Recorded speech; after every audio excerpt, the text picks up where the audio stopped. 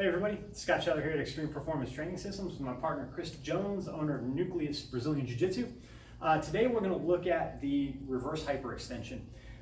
We use reverse hypers here a lot in our training. It's one of the greatest exercises that we've ever found for lower back strength and health. And I want to talk a little bit about the reverse hyper and how to do it properly and how not to do it properly, because we see that quite a bit. The reverse hyper is a machine that was developed by Louis Simmons from Westside Barbell in Columbus, Ohio. The reverse hyper, he's got many different models, all of which he's got patents for. So if it's not a Westside Barbell reverse hyper, it's probably a knockoff, and I wouldn't support it. The reverse hyper extension is a machine that Louis developed out of necessity. He broke his back a couple times early on in his powerlifting career, and he came to the exercise as a way to strengthen his back without stressing it. And over the years, he developed different models, and we've arrived at the ones that we have here today, and they're fantastic for both strengthening and rehabilitating or stretching the lower back as well. The reverse hyperextension is exactly what it is. It's taking a hyperextension movement and doing it from the reverse. So rather than laying over a bench or a table and raising your body up with your feet anchored, we're anchoring the torso on the table and we're raising the legs. All right?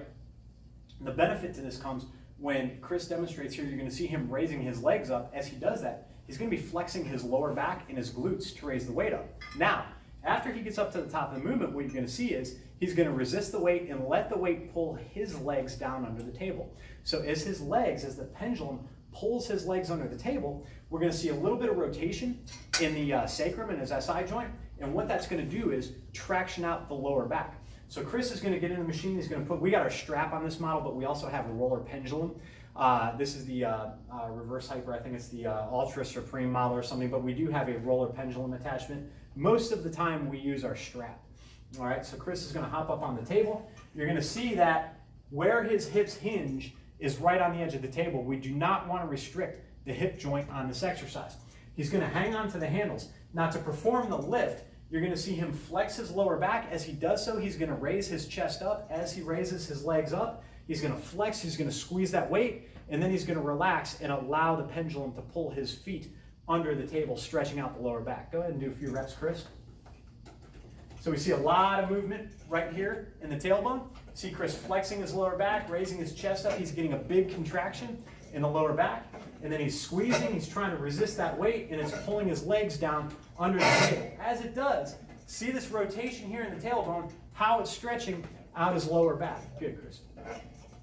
So those are some, that's a good example of how to correctly perform the exercise. What you notice is that the machine wasn't rocking back and forth, it wasn't jumping.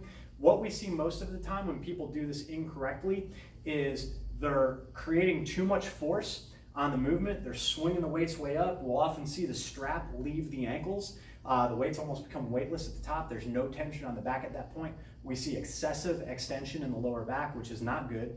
You just want to squeeze the glutes and raise up like Chris was doing there. Then you want to try to hold at the top of the lift.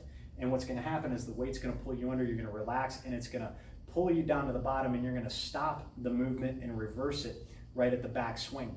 If it gets too crazy and too jerky like that, you'll find the back end of the table will rock up. The table's going to be crooked when you come into the gym when people aren't doing it wrong. So those are the things to watch out for. You want to do the movement as controlled as possible, keeping tension in the back and on the legs the whole time. You do, though, on the downswing, want to relax a little bit and let that pendulum pull your legs under the table, because that's where it tractions and stretches the lumbar spine. As far as loading, the general recommendation that I've heard from Louis Simmons at Westside is to take 50% of your squat max and use that as your starting weight on the reverse hyper.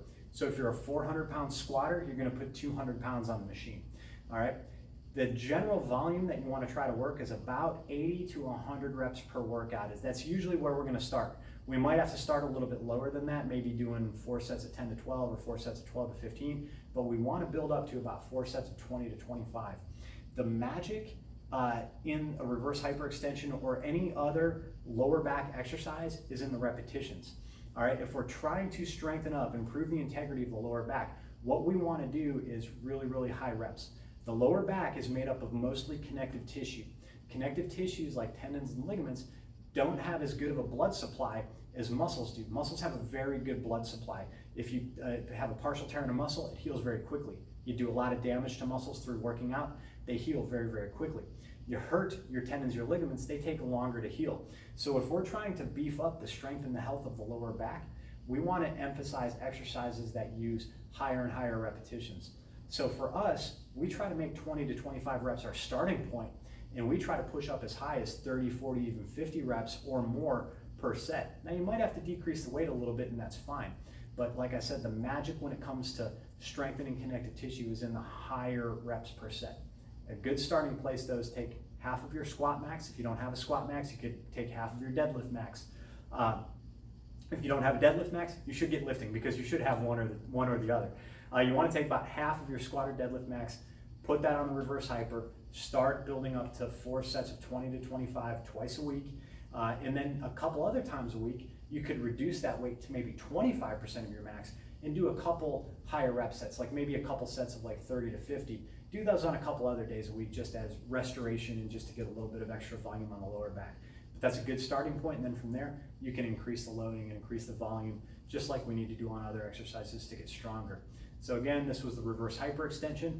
Wanted to show the correct way to do it so that you're getting the most out of the exercise. If you're lucky enough to have one of these in your gym, use it properly, and what you're going to find is stronger lower backs, reduced back pain, and a faster recovery should you experience an injury to that area. Hopefully you enjoyed this video, and we'll see you next time.